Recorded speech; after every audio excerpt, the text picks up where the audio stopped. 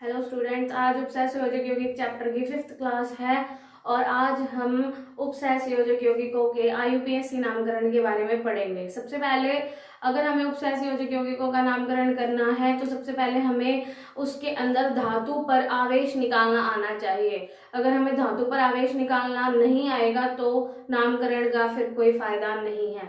तो सबसे पहले आज हम यौगिकों के ऊपर धातु के ऊपर आवेश निकालना सीखेंगे, जिसके लिए मैंने आपको पहले बोला था कि आपको पिछली सारी वीडियोस के अंदर जो चार्ज वगैरह हैं वो सब पता होने चाहिए। अगर हमें उनके चार्ज पता नहीं होंगे तो हम धातुओं के ऊपर जो आवेश है उसको ज्ञात नहीं कर पाएंगे।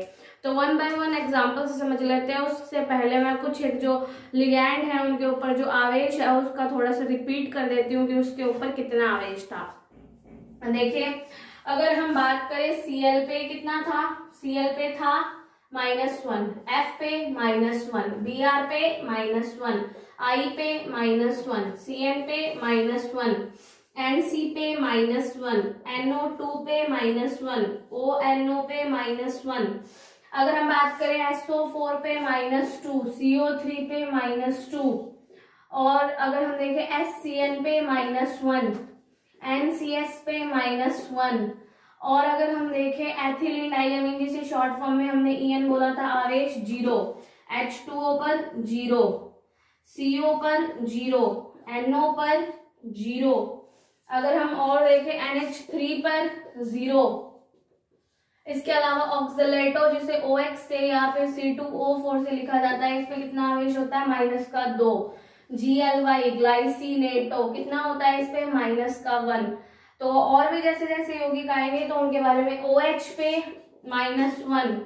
अगर हम देखें इसके अलावा H पे -1, NH2 पे -1। तो ये सब आवेश हमें पता होने चाहिए। इन्हीं आवेश की सहायता से हम धातु के ऊपर जो आवेश है उसे क्या कर पाएंगे, ज्ञात कर पाएंगे। ठीक है, तो अब हम बात करते हैं एग्जाम्पल्स की। एग्जाम्पल से हमें क्लियर होगा कि कैसे हम आवेश निकालते हैं। वैसे बहुत नॉर्मल चीज है जो हम 11th क्लास के अंदर पहले पढ़ चुके हैं कि किसी के ऊपर आवेश किस प्रकार से निकाला जाता है। तो कुछ एक एग्जाम्पल्स लेते हैं जिससे हम उनके, अब जैसे देखो मान लो K4 FeCN6। याद रखना हमेशा हमें जो आवेश है वो धातु पर निकालना होता है। तो धातु कौन है यहाँ, Fe पे आवेश निकालना है तो क्या करेंगे हम, ये क्या है K क्या होता है, पोटेशियम। और हम जानते हैं हेलिना की रब से फरियाद, क्या है ये, हेलिना की रब से फरियाद। ये हमारा S ब्लॉक का कौन सा वर्ग है, फर्स्ट वर्ग है, जिसे हम क्या बोलते हैं, क्षार धातु बोलते हैं। और इन सब के ऊपर हमें पता है कितना चार्ज होता है, +1। यानी यहाँ सोडियम, पोटेशियम, लिथियम जितने हैं सबके ऊपर +1 चार्ज होगा। तो जब एक पे +1 चार्ज है तो 4 पर कितना हो जाएगा, +4। क्लियर, एक पे +1 है तो 4 पे +4। जिसका आवेश हमें निकालना है उसे हम क्या मान लेंगे, x। तो Fe का x हो जाएगा। अब हमें पता है Cn पे -1 आवेश है तो 6 पर कितना होगा, 1 पर -1 तो 6 पर -6 इक्वल्स टू क्या रख देते हैं, 0। तो जब हम इक्वल्स टू 0 रखेंगे तो हमारा x - 2 is equals to 0, x equal to +2 आ जाएगा। इसका मतलब यहाँ Fe के ऊपर कितना आवेश है, +2 आवेश है। तो इस तरीके से हमें आवेश निकालना है। एक और एग्जाम्पल ले लेते हैं, जैसे CuNH3 4SO4। इसमें हमें कॉपर पे चार्ज निकालना है। तो कॉपर पे चार्ज निकालने के लिए कॉपर का क्या ले लेंगे, X ले लेंगे।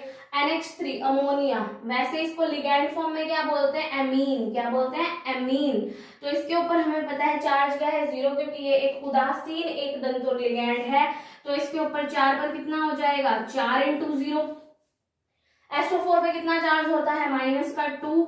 तो -2 इज इक्वल टू क्या आ जाएगा, 0।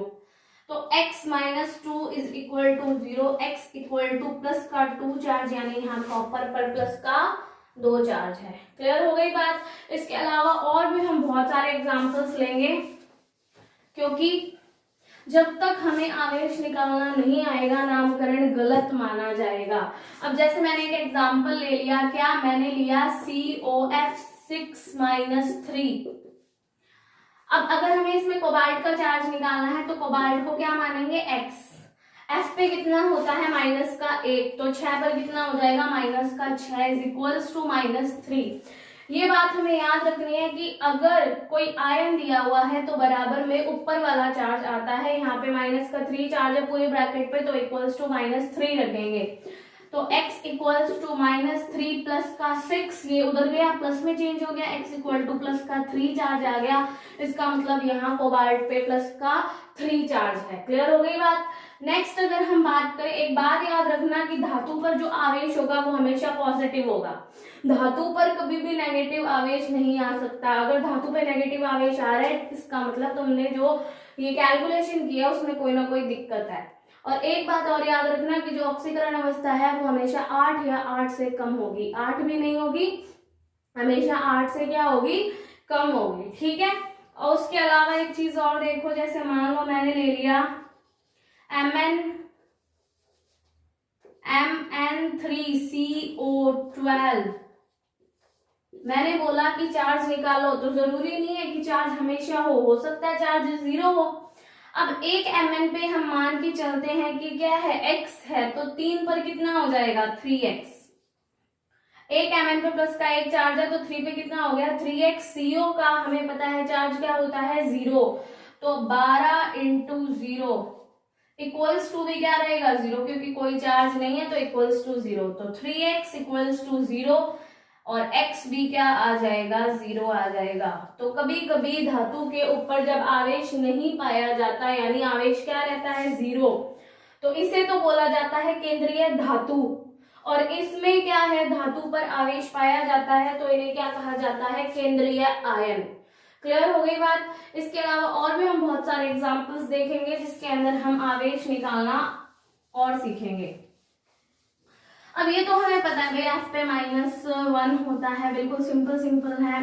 अब जैसे मैंने एग्जांपल के तौर पे एक लिया COEN की ट्वाइस Cl2+1। अब इस पे निकालना है, तो इस पे कैसे निकालेंगे, कोबाल्ट का क्या मानेंगे x, En क्या होता है En एथिलीन डाइएमीन, और एथिलीन डाइएमीन पे हमें पता है चार्ज क्या होता है 0, तो एक पे 0 तो 2 पे भी 0। Cl पे कितना होता है -1, तो 2 पे कितना हो जाएगा -2 इज इक्वल्स टू क्या आएगा, अगर यहाँ चार्ज ना होता तो आता 0, पर यहाँ प्लस का 1 चार्ज है, इसका मतलब इक्वल्स टू में +1 आएगा, तो x -2 is equal to +1, x equal to +1 उधर गया +2, x इक्वल टू प्लस का 3 आ गया। क्लियर। तो इस तरीके से हमें करना है। और जैसे मैंने एग्जांपल के तौर पे ले लिया HgSCN4 -2, ये ले लिया। अब हमें पता है SCN क्या होता है, SCN होता है थायोसाइनेटो, और SCN पे हमें पता है -1 चार्ज होता है, तो Hg का क्या मान लेंगे x, SCN का कितना मान लेंगे -1, तो 4 पे कितना हो जाएगा -4 इज इक्वल टू -2, तो x equal to -2 + 4, x equal to आ गया प्लस का 2 चार्ज, यहाँ मरकरी पे प्लस का 2 चार्ज है। क्लियर। तो और एग्जांपल्स देखते हैं, जैसे कि याद रखना जितनी ज्यादा प्रैक्टिस होगी उतना ज्यादा हमारे लिए बढ़िया है, तो हमें ज्यादा से ज्यादा एग्जांपल अपनी बुक के जितने भी एग्जांपल है सारे करके देखो, बुक से बाहर कभी कुछ नहीं आएगा। तो देखते हैं अब हम आगे एग्जांपल के तौर पे, जैसे मान लो मैंने लिया COOXEN BrNO2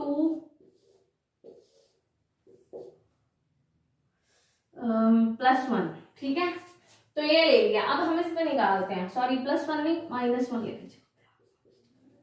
अब देखो ध्यान से, तो कोबाल्ट का क्या मानेंगे भाई, कोबाल्ट याद रखना ये कोबाल्ट है, कहीं इसको कार्बोनिल समझ लो। कोबाल्ट और कार्बोनिल में डिफरेंस क्या है, कोबाल्ट ये है, कार्बोनिल ये है, पर जब भी याद रखना कोबाल्ट हमेशा धातु हमेशा शुरू में दी होती है, यहाँ जब भी दी होगी इसका मतलब वो धातु है, वो लिगैंड नहीं है।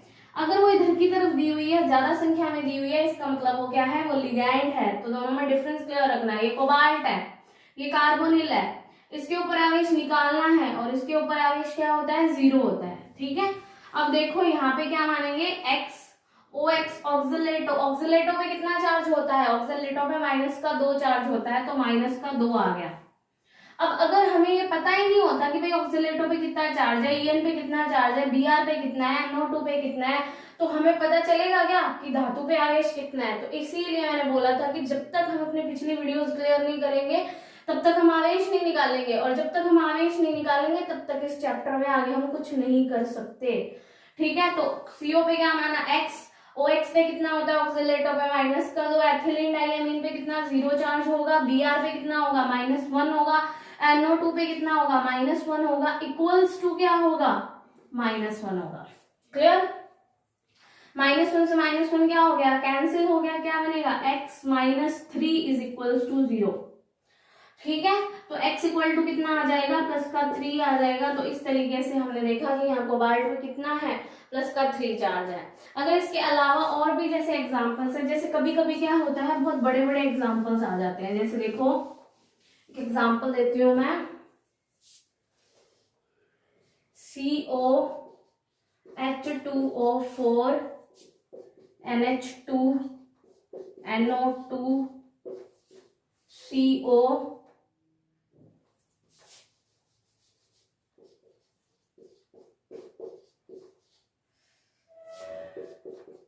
NH3 4 SO4, इस टाइप से एग्जांपल दे दिया मैंने। अब हमें कहते हैं इस पे चार्ज निकालो। तो अब यहाँ देखो कोबाल्ट कितने हैं, 2 हैं, एक ये रहा एक ये रहा। तो कोबाल्ट पे 2 है, तो देखो H2O पे कितना चार्ज होता है, 0। ठीक है, तो H2O पे 0 है तो 4 पे भी क्या होगा, 0 होगा। क्लियर, अब यहाँ पे क्या है, कोबाल्ट, कोबाल्ट का क्या मानेंगे, x मान लिया।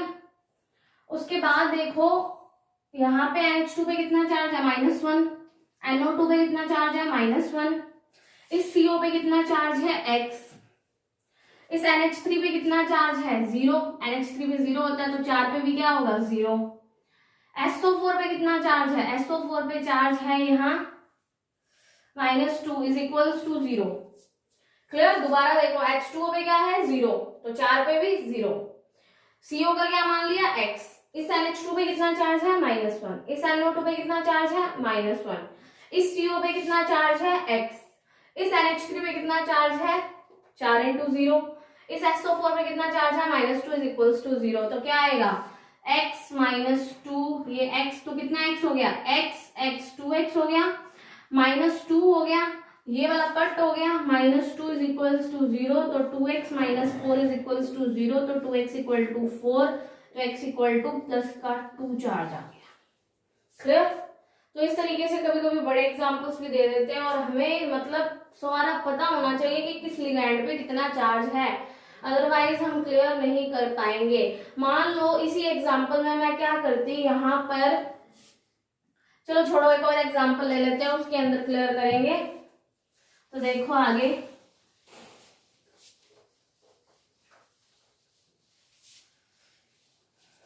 कभी कभी ऐसा भी होता है कि हमें पता ही नहीं चलता कि किस पर कितना चार्ज है। जैसे मैंने क्या किया, NiC5H5, ठीक है, ट्वाइस Cl2 -2 ले लिया।